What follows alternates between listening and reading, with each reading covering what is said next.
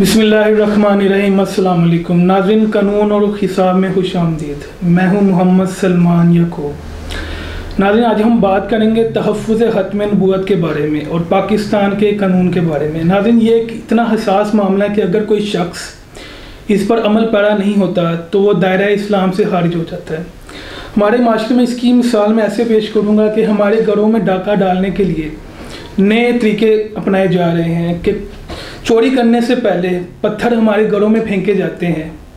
अगर कोई आवाज़ आ जाए तो वहाँ पे चोरी का इरादा मुनक़ता कर दिया जाता है। नाज़रीन, ये घर हमारा दिल है जिसमें इस्लामोफोबिया फैलाने वाले लोग हमारे ख़त्म नबूवत के अक़ीदे पर वार करते हैं। इस पर मैं एक शेर कहना चाहूँगा कि मोहम्मद के तक़द्दुस पे ज़ुबानें जो निकालेंगे, मोहम्मद के तक़द्दुस पे ज़ुबानें जो निकालेंगे, खुदा के हुक्म से ऐसी ज़ुबानें खींच डालेंगे। कहाँ रिफ़त मोहम्मद की, कहाँ तेरी हकीकत है, शरारत ही शरारत बस तेरी बेचैन फितरत है। मज़म्मत कर रहा है तू शराफत के मसीहा की, अमानत के, दियानत के और सदाकत के मसीहा की।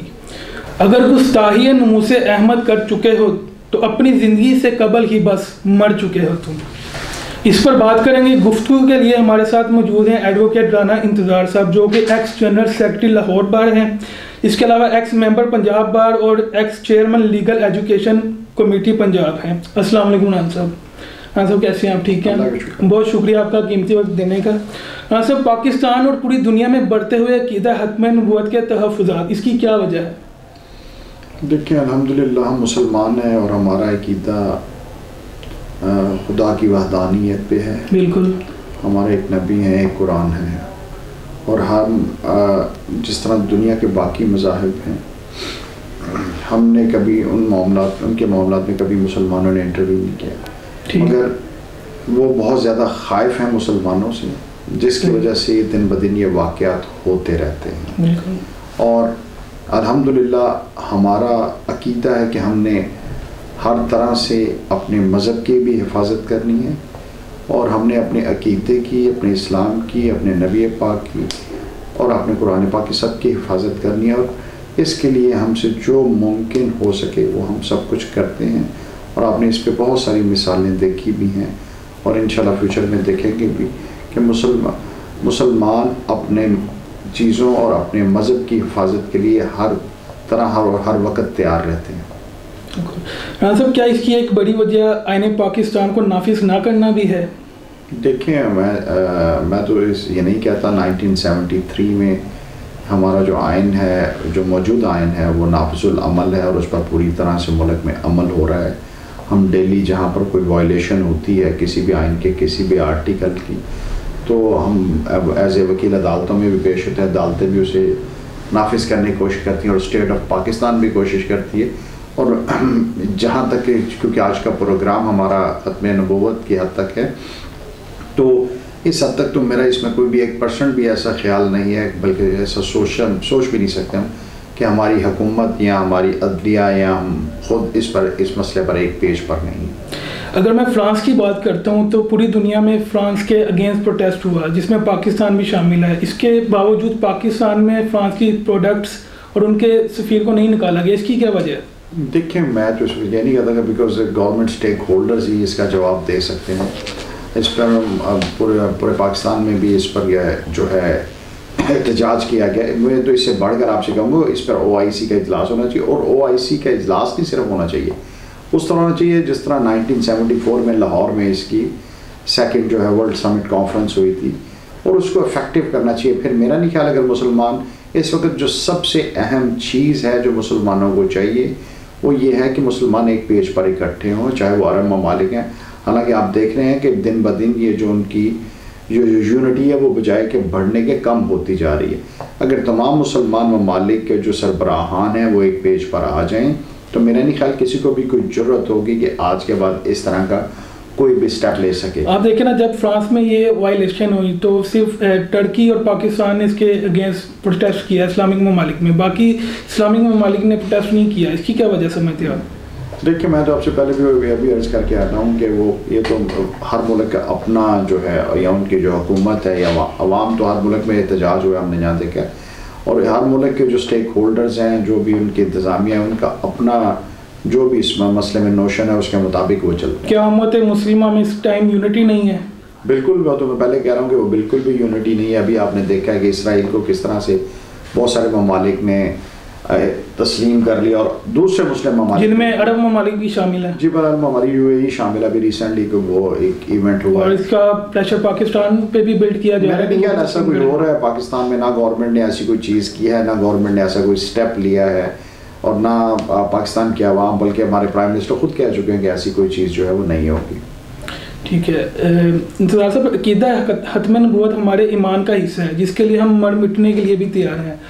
दुश्मनान इस्लाम ये बात जानते हैं, इसलिए वो अक़ीदा ख़त्म नबूवत के हवाले से वार करते रहते हैं। नाउज़ बिल्लाह कभी कुरान पाक को जलाया जाता है, कहीं अक़ीदा ख़त्म नबूवत के हवाले से गुस्ताही की जाती है, इसकी क्या वजह है?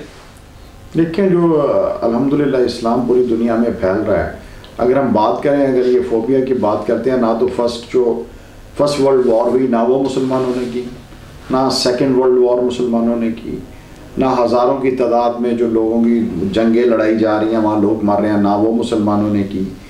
और जहाँ पर कोई इवेंट होता है तो उसको जो है इस्लामिक टेररिज्म का नाम दे दिया जाता है, और जब कोई दूसरा जो नॉन मुस्लिम इवेंट करता है फिर उसको क्राइम का नाम दे दिया जाता है। तो इसलिए हमें सब को मिलकर इस पर बात करने की ज़रूरत है। हम इसमें ज़रूर अप्रिशिएट करेंगे पाकिस्तान और टर्की को कि वो एक पेज पर होकर इन चीज़ों को आगे लेके चल रहे हैं, और इसमें मज़ीद बेहतरी की ज़रूरत है ताकि सब मिलकर इन चीज़ों को आगे लेकर चलें। अच्छा, एक शख्स अगर फ्रांस या किसी और मुल्क में गुस्ताही करता है तो हमारा पाकिस्तान का कानून इस शख्स के खिलाफ क्या एक्शन कर सकता है, जबकि दूसरी तरफ हमारा कानून इन मुजरिमों को सज़ा दिलवाने में बेबस नज़र आता है, जिसकी ज़िंदा मिसाल आसिया मलूना है। देखें, हर जो कानून है उसकी एक जुरिस्डिक्शन होती है। अब अमेरिकन कानून पाकिस्तान में नहीं लग सकता, पाकिस्तान का कानून इंडिया में नहीं लग सकता, इंडिया का श्रीलंका में नहीं लग सकता। तो पाकिस्तान का कोई भी कानून है वो पाकिस्तान की जुरिस्डिक्शन की हद तक है। हाँ, अगर कोई पाकिस्तानी है, इसमें एक ज़रूर है कि हमारा जो सेक्शन है 3 PPC उसको 188 CRPC के तहत मिला के हम पढ़ते हैं। अगर कोई पाकिस्तानी बाहर जुर्म करता है तो उसकी हद तक जो है वो रजिस्ट्रेशन और FIR जो है वो पाकिस्तान में हो सकती है, मगर उसके लिए फिर उसकी काफ़ी सारी कंडीशंस हैं। मगर अगर कोई फॉरनर अगर कहीं पे कोई जुर्म कर रहा है तो वो उसका जो है इतलाक़ पाकिस्तान के किसी कानून पर नहीं होता। ठीक हो गया। अच्छा, एक बहुत ही प्यारी हदीस है जिसका तर्जुमा ये भी है कि हर इस शख्स को काट डालो जो मेरे नबी के खिलाफ बात करता है। आप इसको कैसे देखते हैं? देखिए, मैंने तो क्या हमारे ईमान का हिस्सा है, और हम हर वक्त अल्हम्दुलिल्लाह जो है अपने मज़हब की हिफाजत के लिए तैयार रहते हैं, और जो भी हमारे मज़हब पर कोई भी उंगली उठाता है या अपनी लिमिट्स जो हमने इस्लाम ने मुतय्यन की हैं उसको क्रॉस करता है तो फिर आप उसके बेपनाह मुज़ाहरे पहले भी देख चुके हैं और इंशाल्लाह आइंदा भी देखेंगे, और मुसलमान इस चीज़ पर कोई कंप्रोमाइज़ नहीं करते। और जो शख्स गुस्ताहे रसूल को कत्ल करता है उसको भी फांसी दे दी जाती है, इसकी क्या वजह है? देखें, एक कानून है पाकिस्तान के अंदर, अगर आप वो बात करते हैं, वो चाहे सलमान तासीर केस हो तो जो भी है वो सिर्फ इसलिए होता है कि देखिए 295C है जिसके तहत मुकदमा दर्ज होता है उस शख्स के ख़िलाफ़ जो हमारे नबी पाक के बारे में कोई भी गुस्ताखाना अल्फाज का इस्तेमाल करता है या कोई भी करता है। कुरान पाक हो तो 295B है, रिलीजन की हद तक हो तो 295 है। अब इस्लाम में भी हमारा जो मज़हब भी है उसमें भी काजी हैं, और अगर हमारे अपने मुल्क में भी आते तो उसमें भी एक कानून है। उसको सिर्फ ये इसलिए किया जाता है कि उस मुल्ज़िम को पकड़ कर सज़ा जो है वो कानून के तहत दी जाए। इसकी एक वजह क्या है, मैं इसका आपको अब दूसरा रुख दिखा देता हूँ।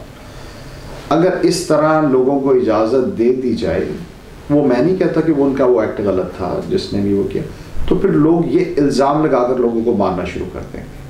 तो सिर्फ इस वजह को कि उस चीज़ का गलत, जिस तरह पुलिस मुकाबले होते हैं, अब हम अदालतों में क्यों जाकर कहते हैं कि पुलिस मुकाबले, क्योंकि वो 4-5 पुलिस मुकाबले जो हैं वो जो शो अपनी एफिशिएंसी शो करने के लिए वो ठीक बंदे जो हैं उनको, जो मुजरमान हैं उनको मावरा अदालत कत्ल कर देते हैं। मगर इसके साथ साथ आपने वाक़यात देखे हैं कि पुलिस ऑफिसर पैसे लेके कभी लोगों को मर्डर करना शुरू कर देते हैं। तो सिर्फ ये है कि लोग इसका गलत इस्तेमाल ना करें, इसलिए सिर्फ इसको किया। तो फिर सर आसिया मलूना को क्यों बाहर भेज दिया गया? देखें, ये तो मैं कह रहा हूँ कि मैं तो इस वक्त गवर्नमेंट ऑफ पाकिस्तान का स्टेक होल्डर नहीं हूँ, वो गवर्नमेंट ऑफ पाकिस्तान। तो यहाँ कानून जो है पाकिस्तान देखिए, का कमजोर नजर आता है हमें इस बारे में। तो फिर जो आशिकाने रसूल है, फिर वो इस तरह के इकदाम जो उठाते हैं कि उन्हें इंसाफ नहीं मिलता। मैं तो आपसे कह रहा हूँ कि जब मज़हब की कोई भी हमारी जो है, जो उसकी बाउंड्रीज़ हैं, या अल्लाह ना करे कोई हमारे गुस्ताखी का एलिमेंट का इजहार भी करता है, तो मुसलमान उसके लिए ख़ुद भी उसकी हिफाजत करते हैं। बल्कि पाकिस्तान में ही आपने अभी रिसेंट इवेंट भी देखे हैं, आप चाहे न्यूजीलैंड हो, चाहे यूके हो, कहीं भी, तो उसके और प्रोटेक्शन करना एक नेचुरल है। देखिए, आप किसी भी मुल्क में जाते हैं, किसी मुल्क में झंडा जला देते हैं, तो वो भी उसके लिए ज़रूरी है। आपको वीज़ा भी लेना पड़ता है, किसी मुल्क में किसी के ख़िलाफ़ बात करते हैं। जब मुल्कों के ख़िलाफ़ है तो हम किस तरह इजाज़त देते हैं कि हमारे नबी पाक सल्लल्लाहु अलैहि वसल्लम के शान में गुस्ताखी करने वाले कोई शख्स है उसको वायलेट करे और उसके बाद उस पर ना किया जाए। अभी देखें, अभी रिसेंटली होलोकास्ट के बारे में अभी कुछ दिन उनके बारे में तो बात करना भी जो कंसीडर किया जाता है। लंदन में अभी रिसेंट इवेंट हुआ तो उन दोनों को गिरफ्तार कर लिया गया लंदन पुलिस की तरफ से। अच्छा इंतज़ार साहब, अगर कोई शख्स गुस्ताखी करता है, ठीक है, तो वो प्रूव नहीं मिलता उसका, तो तब तक जो स्टेट है उसको प्रोटेक्शन देगी? देखिए, हर शहरी को तहफ़्फ़ुज़ देना, अब पाकिस्तान की उसकी प्रॉपर्टी को तहफ़्फ़ुज़ देना, वो आईने पाकिस्तान के तहत स्टेट की जिम्मेदारी है। अब बात यह, जब भी कोई इस मसले में कोई FIR हो जाती है तो नॉर्मली है कि पुलिस उसको बंदे को अरेस्ट कर लेती है। अरेस्ट होने के बाद उसको जो है अदालत में पेश किया जाता है, ट्रायल होता है, उसमें एविडेंस, अगर तो प्रॉपर एविडेंस हो। आपने भी जिस तरह मैंने खुद एक केस को भी रिसेंट पास में विटनेस किया है। वो लड़की ने मुझे खुद कहा कि मेरी वालदा ने ये इल्ज़ाम मेरे पे सिर्फ इसलिए लगाया कि वो मेरी प्रॉपर्टी हड़प करना चाह रही थी। ठीक, तो लोग, मैं आपसे पहले कहूँ कि इन चीज़ों को मिसयूज़ ना करें, क्योंकि हमारे यहाँ बहुत ज़्यादा रवाज है चीज़ों को मिसयूज़ करने का। तो ये क्योंकि बड़ा सेंसिटिव मामला है और हमारे इस पे जज्बात भी हमारे इस पे शामिल होते हैं, तो हमें कोई भी स्टेप लेने से पहले ये कंफर्म करना चाहिए कि आया इस शख्स ने ये जुर्म किया भी है या नहीं। ठीक है, तो अगर जुर्म किया है तो फिर उसको उसकी सज़ा मिले। लेकिन इसमें जो आशिकाने रसूल है उनके ज़हन में ये भी होता है कि पहले जैसे आसिया मलूना को बाइट भेज दिया गया तो वो फ़ौरन रिएक्ट करती हैं, तो इसके बारे में आप क्या कहना चाहेंगे? देखिए, ये तो मैंने आपसे पहले कहा कि गवर्नमेंट ऑफ पाकिस्तान के स्टेक होल्डर ही बता सकते हैं, ना हमने वायर भेजा है, ना हमारी पावर है भेजने की। तो बाकी है कि अदालतें पाकिस्तान में, तो क्या ये कोई इंटरनेशनल प्रेशर था जिसके तहत आसिया मलूना को बाइट भेजा गया? इस बारे में कुछ नहीं कह सकता जी, अब किस वजह से भेजा गया। ठीक है। अच्छा, अगर आप कानून की बात करते हैं तो रेमंड डेविस जो कि एक अमेरिकन शहरी था, वो यहाँ पे पाकिस्तान में 2 शहरियों को कत्ल करता है, उसको भी बाइज्जत बाहर भेज दिया जाता है। तो कानून को आप कहाँ पे देखते हैं? देखें, रोज़ आप देखते हैं, अगर तो मैं एक कानूनी एलिमेंट है और एक इंटरनेशनल एलिमेंट है इसमें। एक तो कानूनी एलिमेंट ये है कि जिसको भी मारा जाए उसके वारिसान अगर सुलह कर लें तो इस्लाम भी उसकी इजाज़त देता है, हमारा कानून भी इजाज़त देता है। उस केस में ये ज़रूर हुआ था कि उनके वारिसान को दियत दी गई और पैसे दे के, मगर जो तरीक़ाकार इख्तियार किया गया वो गलत था। ठीक है, उनको ज़बरदस्ती उठाया गया, रात को जेल में रखा गया और कुछ शायद उनमें से कन्विंस नहीं थे, जिस तरह रेमंड डेविस ने अपनी बुक के अंदर भी लिखा है कि एक तो जो है उनके जो लीगल हेयर्स हैं वो नहीं चाह रहे, फिर उसको जिस तरह से बाहर भेजा कि वो तरीक़ाकार गलत है। इस पर यह है कि जब, मगर कानूनी तौर पर इसमें कोई फ्लॉ नहीं है। ठीक है, इस पर आशिकाने रसूल का ये कहना है कि जब किसी गुस्ताख को कत्ल किया जाता है तो हम इतनी उसकी फैमिली को दियत देंगे कि कोई जवाब नहीं देगा, तो इस केसेस में ऐसा क्यों नहीं होता? देखिए, मैंने तो आपसे कहा दियत तो तब देनी होती है जब आपका किसी रोड एक्सीडेंट में हो जाता है, कत्ल ख़ता होता है, या अगली फैमिली रेडी हो, अगर जहाँ पर मर्डर या किसी तरह का एलिमेंट होता है उसको करने के लिए। नहीं, देखने में ये है कि आशिकाने रसूल के मामले में इन केसेस में दियत के मामला सेटलमेंट होती नज़र नहीं आती दूसरे as compare to other cases. नहीं, ऐसा बिल्कुल नहीं है। अगर आपके पास कोई एग्जांपल है तो नॉर्मली इस तरह के केसेस जो है यहाँ तक अभी तक पहुँचे ही नहीं है कि हमें इस तरह के कोई इश्यूज क्रिएट हुए हों। ठीक, अभी तो इन इश्यूज में सिर्फ यही रहता है कि कुछ जो हमारा है कि किसी ना हक को हम इस मामले में, क्योंकि इस्लाम भी इस चीज़ की इजाज़त नहीं देता कि किसी ना हक को इस मामले। ठीक हो गया, क्या गाजी खालिद को भी फांसी दे दी जाएगी? मैं इस बारे में नहीं कहा, अगर तो एविडेंस पूरी अवेलेबल हो कोर्ट में उसके मुताबिक या फिर अदालती निज़ाम है। इसके बारे में तो अभी क्योंकि मैटर पेंडिंग है, इसमें तो as a student of law मेरी बात करना ही गलत हो गया। ठीक है। इंतज़ार साहब, अगस्त 2020 में एक बिल पास हुआ जिसमें यह तय किया गया था कि रसूल अकरम सल्लल्लाहु अलैहि वसल्लम के साथ खातिमुन नबीयीन का लफ्ज़ तमाम सरकारी और गैर सरकारी दस्तावेज़ात में इस्तेमाल किया जाएगा। इससे कादियानियों और दुश्मनान इस्लाम पर क्या असरात पड़ेंगे जो आए दिन ख़त्म नबूवत पर हमला करते रहते हैं? देखिए, हम सारे मुसलमान हैं, हमारी ब्यूरोक्रेसी भी मोस्टली मुसलमान है, हमारा जो कंट्री है उसमें माशाल्लाह 99% लोग मुस्लिम हैं। एक सर्कुलर जारी हुआ और उस पर इम्प्लीमेंट हुआ, और हमारे मुल्क में अक़लियतें जितनी हद तक सेफ़ हैं, और मेरा नहीं ख्याल किसी दुनिया के और मुल्क में, अभी आपने इंडिया में उसकी मुख्तलिफ एग्जांपल्स देख ली हैं, अभी रिसेंट पास्ट में भी आपने देखा है, तो हम भी उनके मज़ाहिब का एहतराम करते हैं, और ये हमारा हक़ है कि हम अपने नबी पाक की इज़्ज़त और हुर्मत में जितना इजाफ़ा कर सकें, और ये हमारी प्राइमरी ड्यूटी है। हाँ, आए दिन गुस्ताही होती हैं फॉरेन कंट्रीज़ में। अगर किसी यहूदी या किसी क्रिश्चियन के ख़िलाफ़ कोई बात कर दी जाए तो आलमी एजेंडा खड़ा हो जाता है। ऐसा इस्लाम के मामले में क्यों नहीं हो रहा? देखिए, ये तो अब मुसलमानों की आपस में जो इत्तेहाद है उसको सबसे पहले इन्हें कायम करना पड़ेगा। अगर दुनिया में इस वक्त 50 से ज़्यादा मुस्लिम कंट्रीज़ हैं तो उनको इकट्ठे होकर इस मसले पे अपनी यूनिफॉर्मिटी दिखानी चाहिए। यूएनओ तो अब नाम का ही सिर्फ यूएनओ रह गया, तो हमें जो है आलमी मुस्लिम इत्तेहाद को इस वक्त मुनज़्ज़म करने की ज़रूरत है, और इसमें हम टर्किश प्राइम मिनिस्टर जो है उसको ज़रूर हम जो है इसे अप्रिशिएट करते हैं कि वो इन चीज़ों के बारे में। अभी आपने देखा कि वहाँ जो रशियन साइड पे आज़रबाईजान में एक जंग का शुरू हुआ तो पाकिस्तान और टर्की ने उनकी हमायत की, तो उस वजह से ये मसला भी हल हुआ।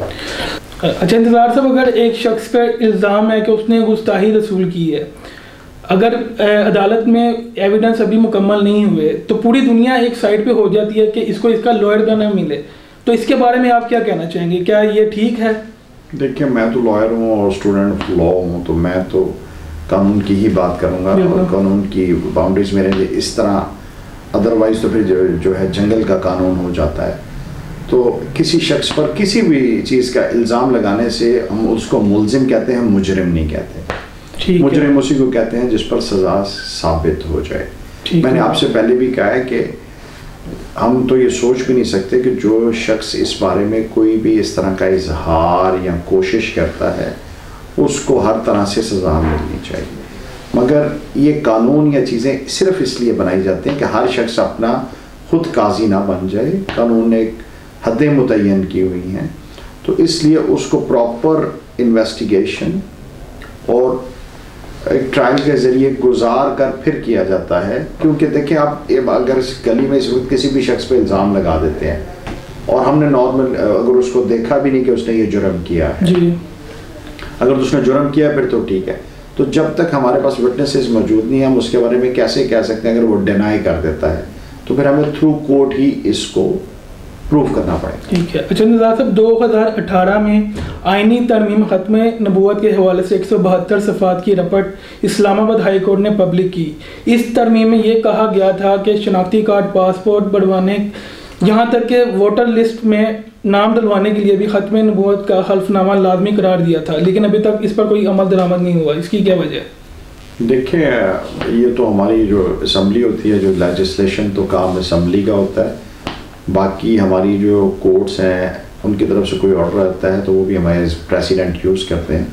तो ये तो अब इस वक्त गवर्नमेंट और इंतज़ामिया का काम है कि जो चीज़ें इनमें से बाकियाँ रह गई हैं, बाकी तो आप देखते हैं कि अक्सर जगह पर हमें ये इसको एफिडेविट जो है ये साइन करना पड़ता है, और इसमें दिन ब दिन गवर्नमेंट को काविशें कर रही है, उन गवर्नमेंट की काविशों का अक्सर जगह पर हम इतराफ़ भी करते हैं, मगर इसमें मज़ीद बेहतरी की ज़रूरत है। बिल्कुल ठीक है। 1974 के आइन में पाकिस्तान में कादियानियों को गैर मुस्लिम करार दिया गया था, लेकिन कादियानियों के शनाख्ती कार्ड पर गैर मुस्लिम लिख दिया जाए तो इस मसले का हल हो जाएगा, लेकिन अभी तक 45 सालों में ये मुमकिन नहीं हो सका। इसकी क्या वजह है? देखिए, ये तो भुट्टो साहब की ये जो काविश है, ये तो पूरा दुनिया और पाकिस्तान में सराही जाती है कि उन्होंने वो तो काविश उन्होंने कर दी कादियानियों को।